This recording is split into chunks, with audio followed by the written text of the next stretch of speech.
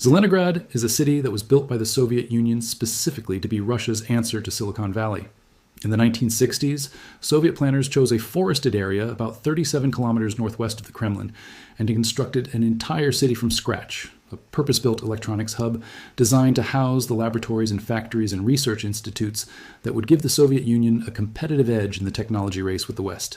They called it the Science City, and for decades it functioned exactly as its designers intended, producing the semiconductors and microcontrollers and integrated circuits that went into Soviet military systems, space programs, and precision weapons. When the Soviet Union collapsed, Zelenograd did not disappear. It adapted, and the factories there, including a facility called Angstrem, which had been producing discrete transistors and microprocessors since the 1960s, continued to manufacture the microelectronics that Russia needed to build the weapons it would one day use against its neighbors. On the night of May 16th, going into May 17th, 2026, a Ukrainian drone struck the Angstrem facility in Zelenograd and set it on fire, and the General Staff of Ukraine's armed forces issued a statement confirming the hit and describing the plant as an important component of the Russian defense industry involved in microelectronics, radio electronics, optical systems, and robotics for military use. The microchips that Angstrem produces go into the guidance systems of the missiles that Russia fires at Ukrainian apartment buildings. On May 14th, 2026, 3 days before the Angstrem strike, one of those missiles had killed 24 people in Kyiv, including 3 children. The connection between those two events is not incidental. It is the entire point. To understand what Ukraine did on the night of May 16th and 17th, and why it matters in a way that goes beyond the immediate military significance of any single strike, you have to start with something that Zelenskyy said on May 14th, the day after the Kh-101 cruise missile destroyed the 9-story apartment building in Kyiv's Darnitsia district. Standing before cameras, he said that the missile, which killed 24 Ukrainian civilians, had been manufactured in the second quarter of 2026, meaning it was built in the months between January and June of this year, using components that international sanctions were specifically designed to prevent Russia from obtaining. He said that sanctions must be more painful for Russia. He said the component pipeline had not been closed. And then, 3 days later, Ukraine sent more than 1,000 drones at Russian territory in a single operational period and specifically targeted the Angstrem plant in Zelenograd, which is one of the facilities that makes those components. Zelenskyy called the strikes Ukraine's long-range sanctions. He said that war is returning to where it came from. He was not speaking metaphorically. He was describing a deliberate strategic logic, which is that if the international sanctions regime has failed to prevent Russia from manufacturing the weapons it uses to kill Ukrainian civilians, then Ukraine will destroy the factories producing those weapons from the inside, using drones that can fly 500 kilometers from Ukrainian territory to reach a microchip plant in Moscow's own administrative district and set it on fire. Russia's defense ministry claimed that its air defense systems had intercepted 1,054 Ukrainian drones, 8 guided aerial bombs, and 2 of Ukraine's newest missiles over the 24-hour period, ending on May 17th. That number, 1,054, is itself a statement about the scale of what Ukraine attempted and partially achieved.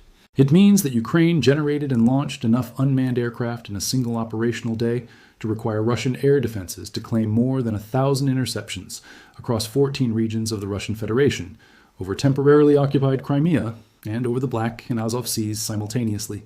Russia's own figures, released to tell a story of successful defense, inadvertently tell a different story as well, which is that Ukraine has built the operational capacity to saturate Russian air defense networks across an area the size of Western Europe, with more than 1,000 strike systems in one day, and that doing so is no longer a one-time extraordinary effort, but a repeatable operational capability that Ukraine's unmanned systems forces can deploy at will. The General Staff of Ukraine's armed forces confirmed that the strikes were conducted using Ukrainian-built systems, specifically the RS-1 Bars, the FP-1 Firepoint, and the Bars SM Gladiator drones, weapons that were designed, manufactured, and operated by Ukrainians, without which none of what happened over Moscow on the night of May 16th could have been possible. The targets that Ukraine hit, or attempted to hit, on that night were chosen with a precision that reflects months of intelligence work and strategic planning, rather than opportunistic targeting. The Angstrem enterprise in Zelenograd, which caught fire and where a Ukrainian drone strike was confirmed by both Ukrainian and Russian sources, is under United States sanctions that have been in place since 2022. The sanctions exist because the United States government determined that Angstrem produces microelectronics used in Russian military systems, and that supplying Angstrem with the technology and components it needs to continue production therefore directly enables Russian military operations. Russia has been evading those sanctions through third-party suppliers in countries that maintain trade relationships with both Russia and the West, acquiring the components Angstrem needs through intermediaries in ways that Western intelligence services track but have not been able to fully prevent. The fire at Angstrem on the night of May 17th represents something that 3 years of sanctions enforcement has not fully achieved, which is a meaningful interruption of the facility's ability to manufacture the microchips that go into Russian precision weapons. Ukraine did, in one night, what the international sanctions regime has been attempting and failing to do completely since 2022. The Solnechnogorsk pumping station, which also caught fire during the May 16th to 17th attacks, is a critical component of the ring oil product pipeline that encircles Moscow and supplies fuel to Russian military operations. The Moscow Oil Refinery, which processes crude oil into the aviation fuel and diesel and other products that Russian military aircraft, vehicles, and logistics systems depend on, was targeted in the same operation. The Volodarskoye fuel pumping station was also struck. These were not random industrial targets selected for their proximity to populated areas. They were nodes in the fuel supply chain that supports Russian military aviation, including the bombers that fly deep inside Russian territory to launch the Kh-101 cruise missiles that strike Ukrainian cities. Hitting a fuel pumping station in the Moscow region is not the same as hitting a fuel depot near the front line. It is hitting the infrastructure that keeps the aircraft that launch missiles at Kyiv operational and fueled at a remove of hundreds of kilometers from anything that Ukraine has previously been able to reach. Around 200 flights were delayed or canceled at Sheremetyevo Airport following the attack. Nearly 100 flights were delayed or canceled at Vnukovo Airport. The disruption at Sheremetyevo, which is Russia's largest airport and one of the busiest aviation hubs in Europe, was significant enough that flight tracking websites showed the delays accumulating in real time through the early morning hours of May 17th, as passengers who had arrived expecting to depart sat on planes or in terminals, while the airspace above the airport was being used for something other than commercial aviation. Drone debris fell on the grounds of Sheremetyevo without causing damage or affecting flights in the specific sense that the airport infrastructure was not destroyed. But the operational reality was that the airport was functioning at severely reduced capacity for hours, because the airspace overhead was occupied by the same kind of unmanned systems that Russia has been using to strike Ukrainian cities every night for years. The passengers who waited on those planes experienced, in a form that was mild compared to what Ukrainians experience nightly, but that was nonetheless real and personal, a version of what it means to live in a country where the airspace above your head belongs to a war you did not start. Moscow Mayor Sergei Sobyanin said that at least 3 people were killed and 12 were wounded in the Moscow region during the attacks. Governor Andrei Vorobyov of the Moscow region confirmed that a woman was killed in Khimki after a drone struck her home, and that 2 men died in the village of Pogorelki, which is 10 kilometers north of the capital. The deaths of these 3 Russian civilians in the Moscow region on the night of May 16th and 17th are not something that Ukraine celebrates, and Zelenskyy, in his statements about the operation, did not frame them as a victory over individual Russians. He framed the operation as a justified response to Russia's attacks on Ukrainian civilians, which had killed 24 people in Kyiv 3 days earlier. The distinction he was drawing is between the deliberate targeting of residential buildings, which is what Russia does to Ukrainian cities, and the unintended civilian casualties that result from a campaign targeting military-industrial infrastructure, which is what Ukraine's deep strike campaign against Russia produces. That distinction is real, and it is also not entirely clean, because 3 people who were not Angstrem engineers and were not Moscow Oil Refinery employees died in Khimki and Pogorelki that night, and those deaths are part of what happened, regardless of how the targeting decisions were made. Russia introduced new restrictions on reporting the aftermath of drone strikes in the days surrounding these attacks, banning the publication of photos, videos, or details about drone strikes without official authorization, and imposing fines ranging from 3,000 to 5,000 rubles for individuals who violated the ban. The fines translate to approximately $38 to $64 at current exchange rates, which is a remarkably low threshold for a censorship measure, and the measure itself reveals something important about what the Russian government is most afraid of in the context of the May 16th attack. It is not afraid of the military damage. It has a framework for minimizing military damage in public communications, claiming high intercept rates, and characterizing whatever gets through as a failure of Ukrainian aggression rather than a success of Ukrainian precision. What it is afraid of is the footage. The videos shot by Moscow region residents from their apartment windows, showing flashes in the sky and fires at industrial facilities, and drone debris falling on streets and airport tarmacs. The phone camera recordings of explosions heard in Khimki and Klin and Zelenograd. The images of burning buildings in Krasnogorsk that the governor's own Telegram channel published, because the governor calculated, correctly, that acknowledging the damage was less damaging than pretending it had not happened. Russia can control what appears on state television.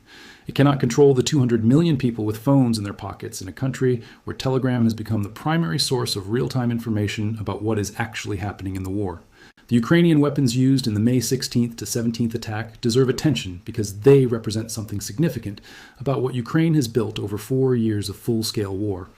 The RS-1 bars, the FP-1 Firepoint, and the Bars SM Gladiator are not weapons that existed in Ukraine's arsenal in February 2022 when Russia launched the full-scale invasion.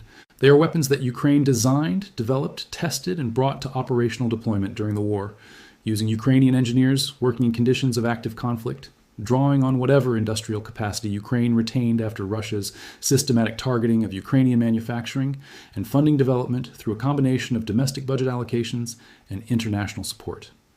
The Bars SM Gladiator in particular is a strike drone system that Ukraine's military has been deploying in deep strike operations, with increasing frequency and range over the course of 2025 and 2026.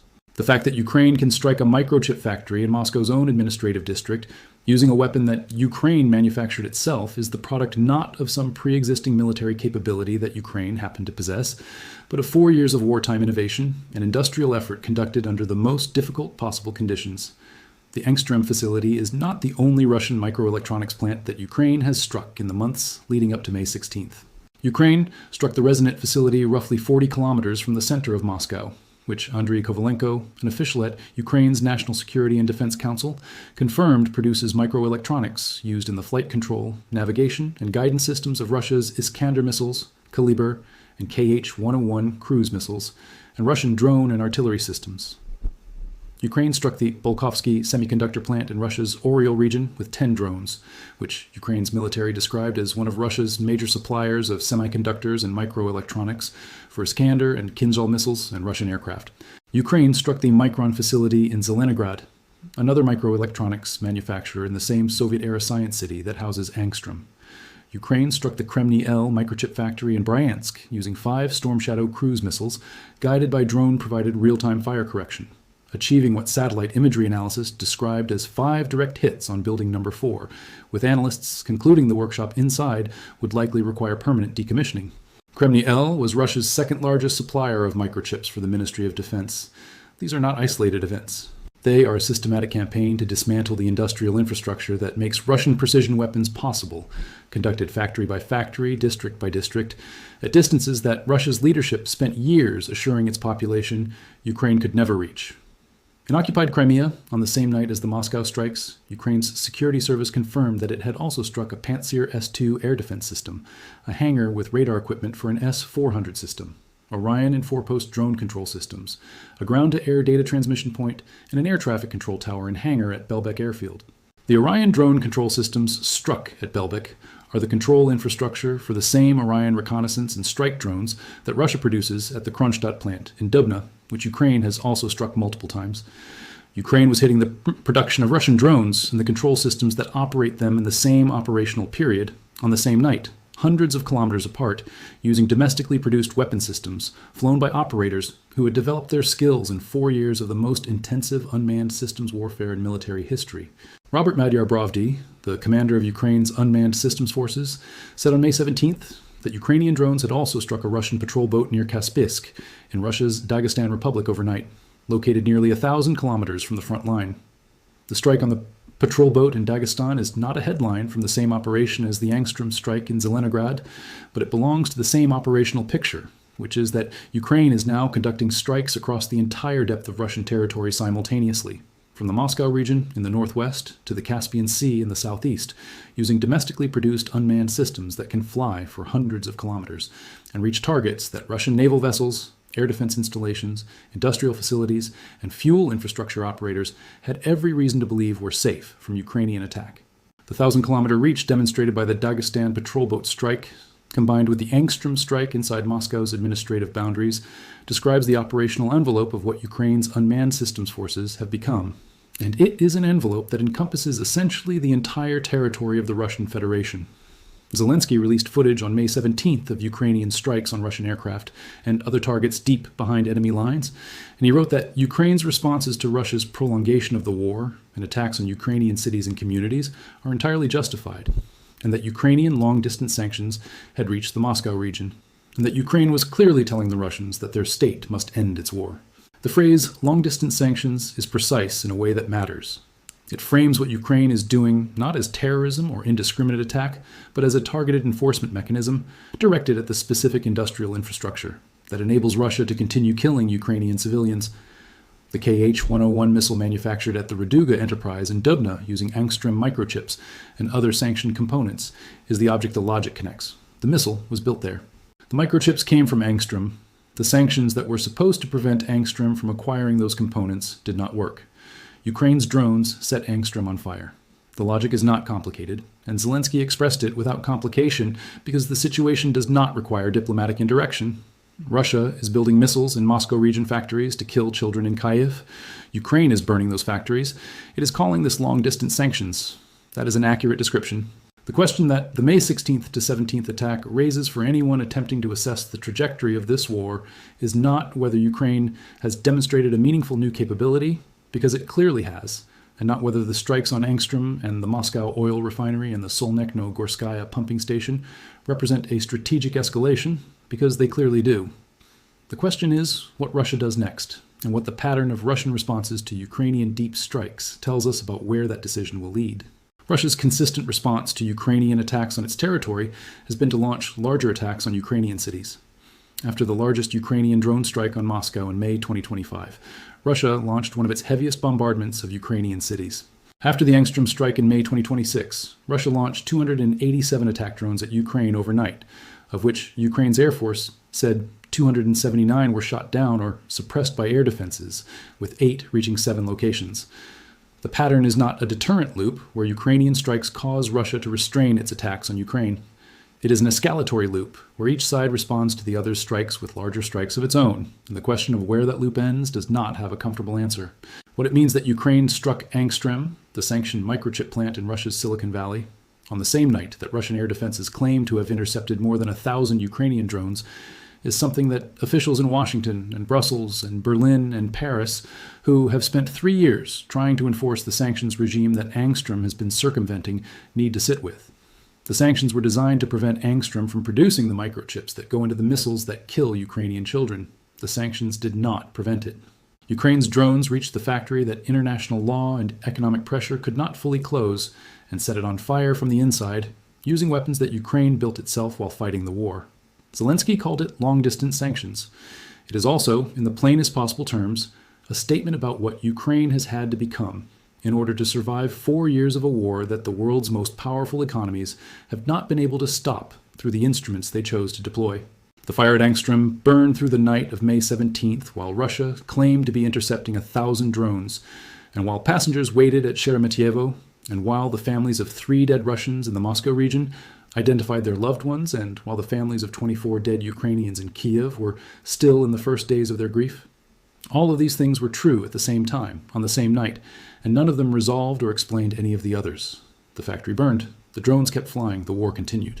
The Nevinomysk Azot chemical plant in Russia's southern Stavropol Krai, which is one of Russia's largest producers of mineral fertilizers and of the chemicals used in manufacturing explosives, was struck by Ukrainian drones on May 16th as part of the same broad operational campaign that targeted Angstrem and the Moscow oil infrastructure. Andriy Kovalenko, the official at Ukraine's National Security and Defense Council, who has become one of the most consistent public sources of information about Ukraine's deep strike campaign, described the Nevinomysk Azot facility as a critical component of Russia's defense industrial complex before the strike was confirmed. The plant had been targeted in March 2026 and in January 2026 and multiple times in 2025, making the May 16th strike part of a sustained campaign against that specific facility rather than an isolated event. That pattern of repeated targeting of the same facility reflects something important about how Ukraine thinks about its deep strike campaign, which is not as a series of individual dramatic events, but as a systematic process of attrition directed at specific nodes in Russia's military-industrial network, returning to the same targets as many times as necessary to degrade them beyond the point at which Russia can repair and restore them to operational status between strikes. Ukraine's General Staff released a video on May 17th that Zelenskyy described as footage of Ukrainian strikes on Russian aircraft and other targets deep behind enemy lines. The footage showed From the perspective of a drone operator watching a screen, the moment at which Ukrainian drones reached their targets and the fires that followed. This kind of footage has become a regular feature of Ukraine's public communications about its deep strike campaign, and it serves multiple purposes simultaneously. It provides confirmation of strikes that Russia's official communications minimize or deny. It demonstrates to the Ukrainian public that the country's military is reaching Russian territory and doing damage to the infrastructure that enables Russian attacks on Ukraine. It shows Russian audiences, who access this footage through Telegram and other channels, that Russian state media does not control visual evidence of what their government's assurances about impenetrable air defenses are worth. And it serves as a record of a military campaign that is reshaping the geography of this war in ways that will matter long after the specific targets of any individual strike have been repaired or replaced or written off as acceptable losses by whoever is managing Russian military-industrial production. The Ukrainian units confirmed to have participated in the May 16th to 17th Deep Strike Operation include the 412th Separate Unmanned Systems Brigade, the 107th Rocket Artillery Brigade, the 19th Missile Brigade St. Varvara, and other components of Ukraine's security and defense forces.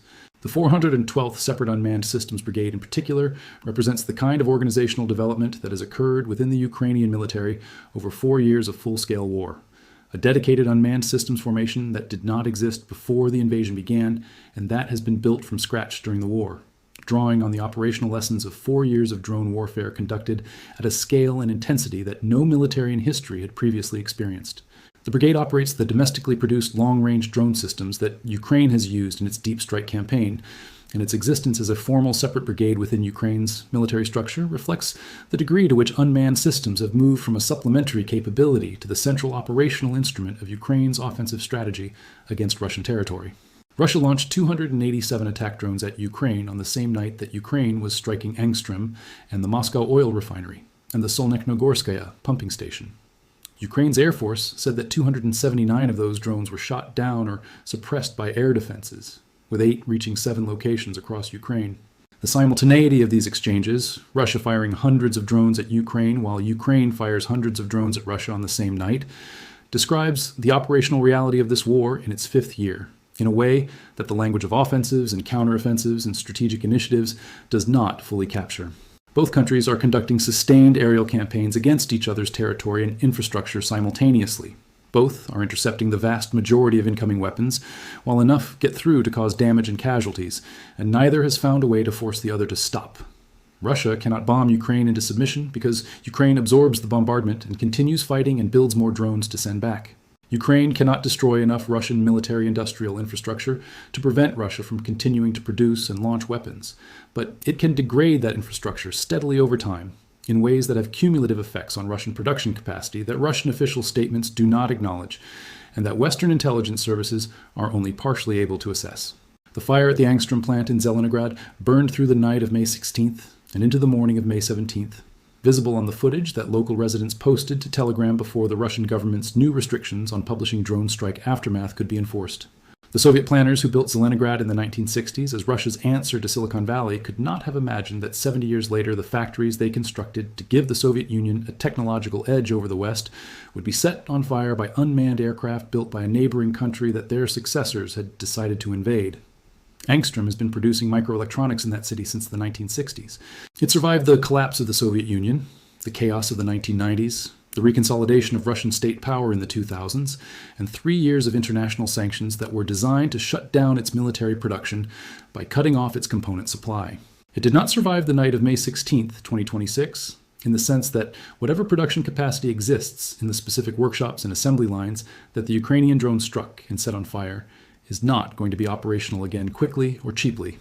And while Russia rebuilds or relocates that capacity, the Kh-101 missiles that Angstrem's microchips were going into cannot be produced at the same rate. And every Kh-101 that is not produced is a missile that cannot be fired at a Kyiv apartment building. That is the logic that Zelenskyy called long-distance sanctions, and it is a logic that the fire at Angstrem, burning in the footage on the phones of Zelenograd residents on the morning of May 17, 2026, makes visible in a way that no diplomatic statement and no sanctions designation has ever quite managed to achieve. What the broader world is watching in the footage from Zelenograd, and in the airport disruption data from Sheremetyevo and Vnukovo, and in the Russian government's decision to criminalize the publication of photos and videos from drone strike sites, is a war that has crossed a threshold that no one in February 2022 would have predicted it would cross in year 5. Ukraine is striking the microchip factories of Moscow's own administrative territory. It is disrupting flights at Russia's largest airport. It is setting fire to the fuel pumping stations that supply the military machine. It is doing all of this using weapons it designed and built itself, operated by soldiers who learned to fly long-range unmanned systems in the middle of the war that required them to. And Russia, whose official position remains that the special military operation is proceeding according to plan, is banning its citizens from sharing footage of what is happening in their own neighborhoods, because the footage tells a story that the official position cannot accommodate. The factory burned. The drones kept flying. And somewhere in the logistics chain that connects an Angstrem microchip to a KH-101 cruise missile to a 9-story apartment building in Kyiv's Darnitsia district, something has changed that sanctions could not change, and that diplomacy has not changed, and that only the fire in Zelenograd, visible on a phone screen in the dark early hours of May 17, 2026, has begun to change.